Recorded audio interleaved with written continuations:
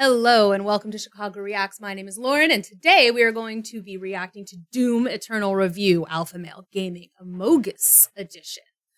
We are live daily on Twitch every single day of the week. If this video is less than 3 hours old, we are live now on Chicago Plays. Link in the description, and come and say hi.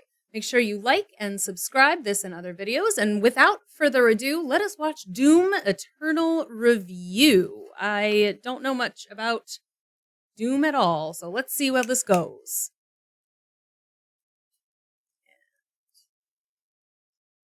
There it goes. I swear to God, if you throw me into that portal, I will follow. Okay.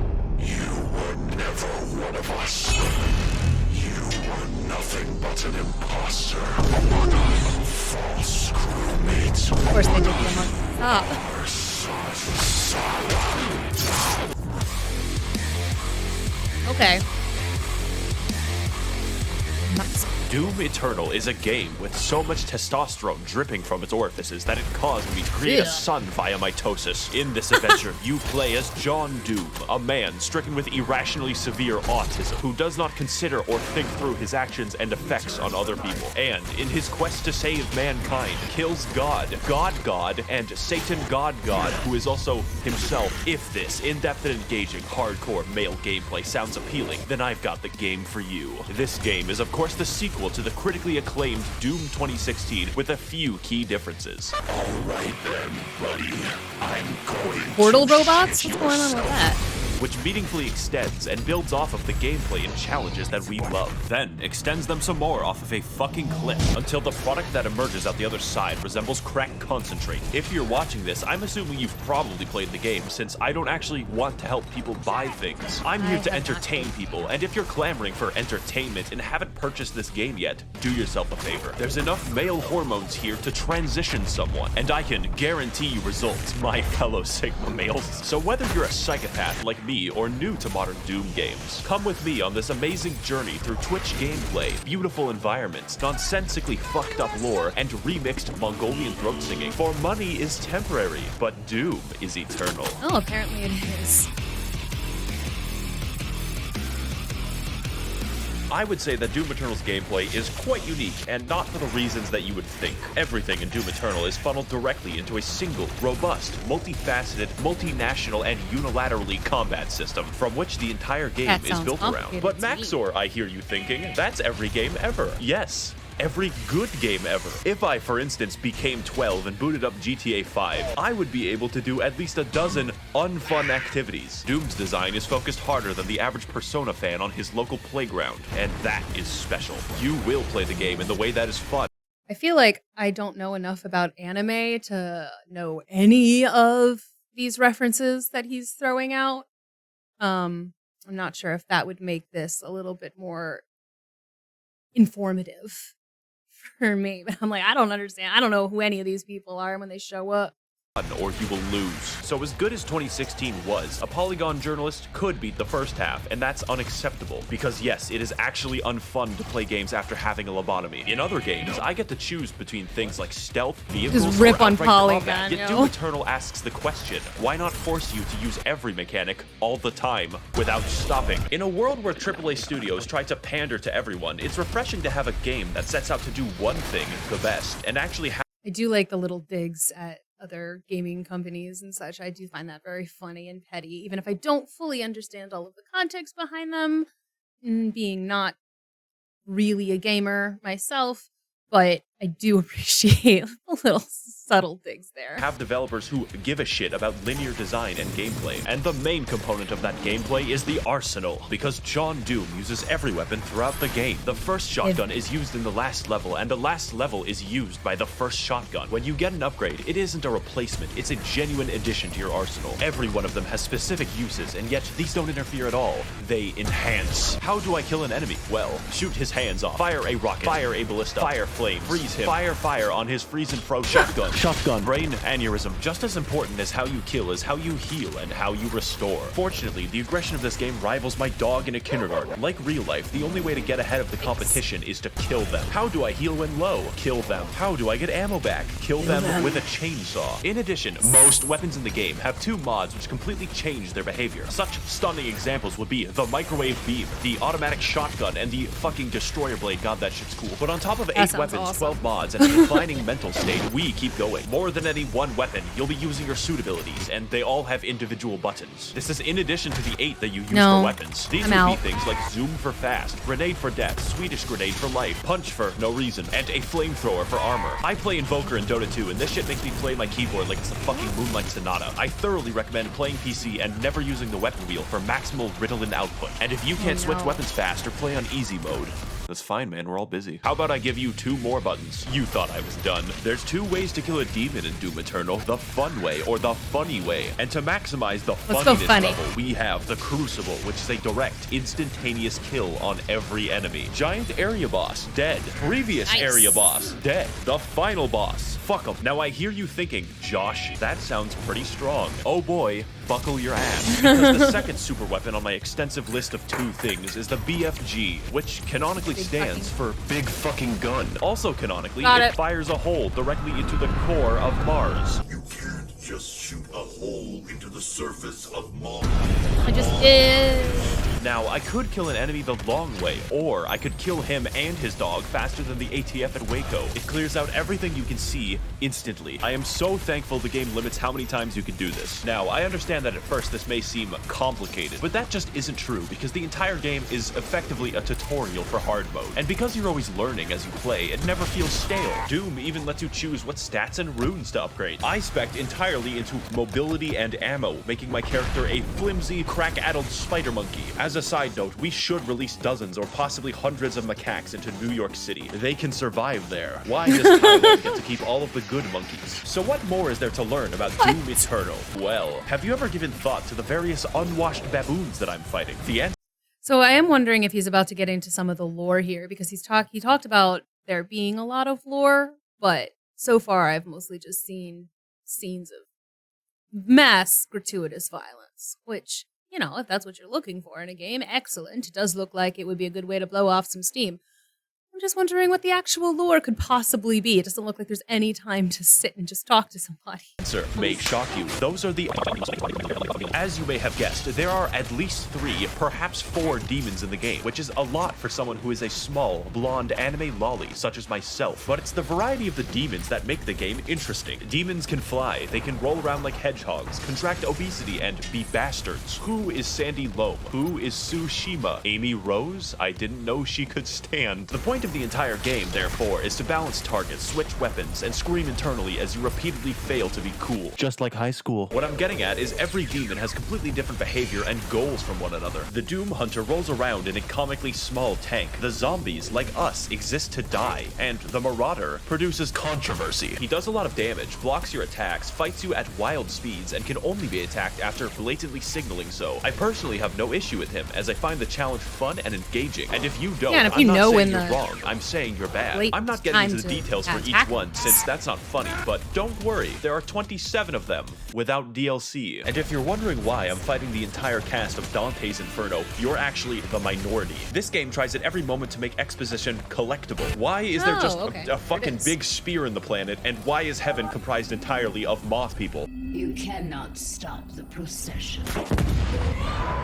It feels like one guy wrote the events of the game, and another guy invented LSD just to write the backstory. So I'm going to combine both of them into a single, accurate interpretation of the Doom lore. Yes, if I say lore. something objectionable, Love just lore. pretend that it's right.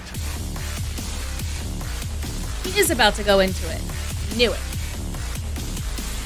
1 Brazilian years ago, there was a guy named The Dad, who was effectively God, and he made moths in lamp heaven called the Makers. Every 10,000 years, all moths combine their collective consciousness into one gigamoth called the Khan Maker, who is the Moth Pope. So the moths rule over the galaxy, sort of, until Earth happens, and then we start fucking everything up. The Moth Pope finds John Doom after a spree of murders, and he explains to her that yes, hell exists. It's weird that humans knew about hell before God. Anyways, the Moth Pope, after finding out that hell is real, very reasonably decides to sacrifice a planet to it. See, it turns out that God literally pieced the fuck out like 10 million years ago and let the moth do whatever they wanted. So now the Khan Maker cannot be replaced and cannot die, so she sort of goes insane from the constant immortality. Now the plan is to get some of that sweet hell energy by repeatedly sacrificing entire planets to the Dark Lord in exchange for it. Meanwhile, a sentient robot named Samuel Hayden is very busy on Mars. Earth has this problem called climate change, and we need to find a new energy source. So instead of something hard and difficult like solar power, Samuel Hayden is like, what if we extract this cool blue energy from hell?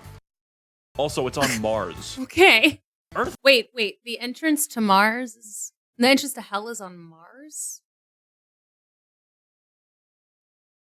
I mean, okay. Sure. Okay. Does this until hell begins breaking into Mars and John Doom stops them, which is the plot of Doom 2016. This makes Samuel Hayden mad because he's funded by the Koch brothers and really doesn't want to build a windmill. So instead of destroying the demonic crucible, he just brings it back to Earth and catapults John Doom into the backstory planet. If you think that sounds unreasonable, just remember that we considered blotting out the sun before building a fucking solar panel. I only poo-poo farted for the good of humanity. Unsurprisingly, demons invade to recycle Earth into blue energy for the Moth Pope, so John Doom has to fight both Catholics and hell. And as you go through the game... Was that the nostalgia critic that was just there for a second ago?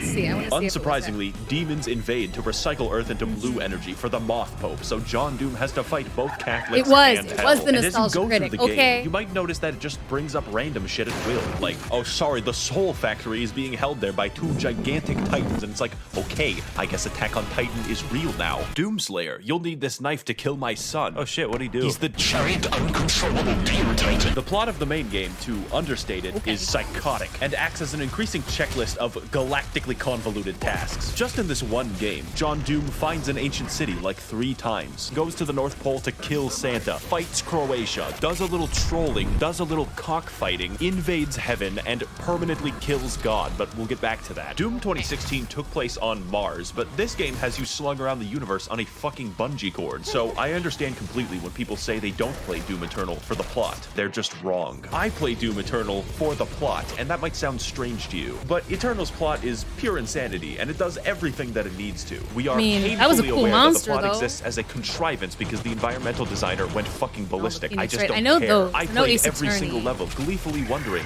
oh boy, what stupid shit is next? I cannot fucking wait. So play the game. It's about as anime as I ever get, though, and I never the played experience Ace of Doom Eternal. Oh, but Max0r, there's a plot hole. How did the Doomslayer get the first?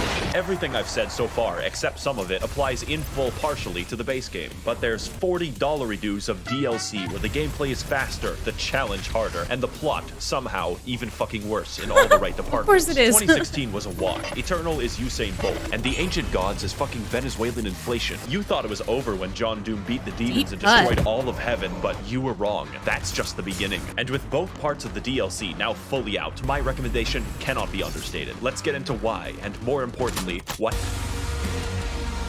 That was an abrupt cut. This section of the video is going to be different, far more structural, and aligned with the plot of the DLC. Because the gameplay isn't what's new about the product, it's the challenge and the story. I originally wrote an entire script for this and then trashed it because it doesn't truly communicate how this DLC drove me to insanity, and I hard cope by simping for 2D women. I will tell you if there's a very big gameplay change, but the point of the DLC is more of what's amazing. If you like Doom Eternal, you will like the DLC. Period. Okay, so Samuel Hayden, you might know him for his various appearances on political YouTube debates advocating for carbon positivity. It turns out that he's not a robot, he's a fucking angel. Also, John Doom's Alexa is God. That's not a joke or exaggeration. His name is Vega, and he is the physical remnant of God's consciousness in AI form. So Samuel, now a fucking divine being, wants you to revive him since both God and Satan are trapped in volleyballs. At this point, the video Maybe just can't leave count as them there. spoilers because it makes no fucking sense. The first DLC is essentially trolling because you kill God. Why? Well, obviously to revive Satan, exclusively so you can fight him. What could go wrong? Of particular note here on the gameplay side is the final boss, who is Samuel Hayden, because holy shit, this fight is hard. Also, the premise is ridiculous, and my enjoyment of the game is hurt by neither. Every aspect of this is speedy, fun, and everything else I've already said about the game in general. And when you finally beat Samuel and revive the Dark Lord, it turns out he's you. Yeah. The only thing in the world that could possibly kill John Doom, himself. No blood can be spilled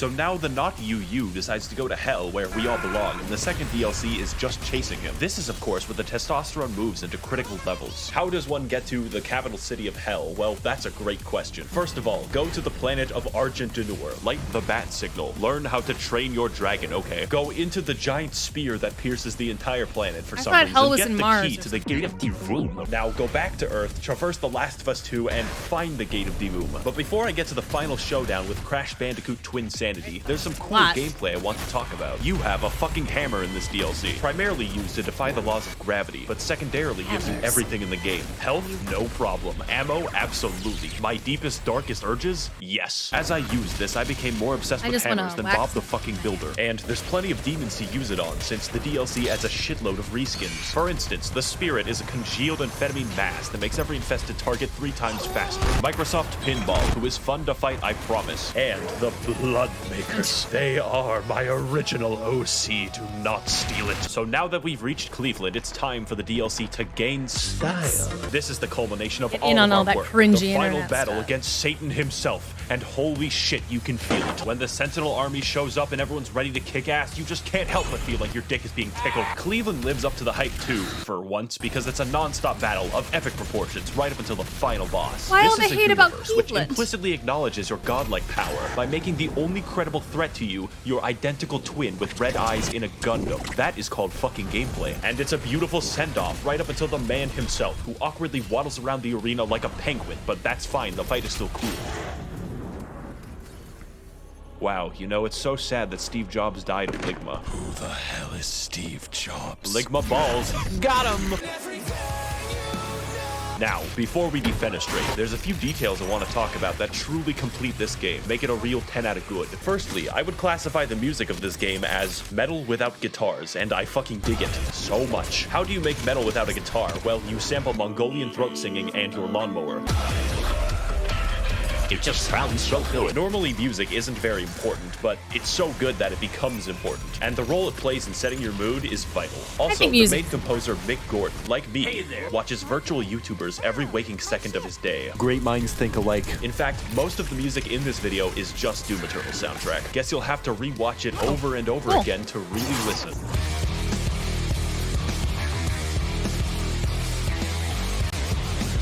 Finally, this game looks really good. Not in a, oh wow, look at all these particles I'm stroking out way. It's more like, how does literally anyone have time to model all of the geometry in the game? It is unreal. It is so downright inspired that it makes you feel bad while playing it. Doom Eternal is such a fast and pulse-pounding game that it's like sprinting through the fucking Louvre. How am I supposed to appreciate the Mona Lisa when it looks like this? Should you buy the game? Yes, I am very biased. If speed and action is what you crave and you want to induce cardiac arrest early, this is your game. I would like to thank the Demonic Brotherhood funding this channel in exchange for their souls. If you would like to engage in blood sacrifice on my behalf, you can head to my Patreon to learn more. Thank you all for watching, and of course, run, they're coming. All right, that was very exciting. Doom Eternal. But yes, I can understand why he called it the alpha male gaming. I don't know what Amogus means still, so I'm all up in arms about that. I probably would not play this game. I didn't see. I mean, it looks pretty. But when I play games, I like them to be a little bit more story based, and I could not tell if there was any story there at all. It did look like a way to really get your blood pumping, though. So if that's what you're into, that looks amazing. And also, like I said several times, absolutely gorgeous on the visuals. All right. Well, that'll be about it for me. Thank you so much for watching this video. Be sure you like and subscribe and check out all our other videos on our other channels, Chicago Plays, Chicago Reacts, and we will see you next time. And one last note, if you are in Chicago, please make sure that you come and see the Chicago Underground Film Festival. It's at the end of July, and you can find out more information at cuff.org. Once again, that's it from me. I've been Lauren. Have a good rest of your day.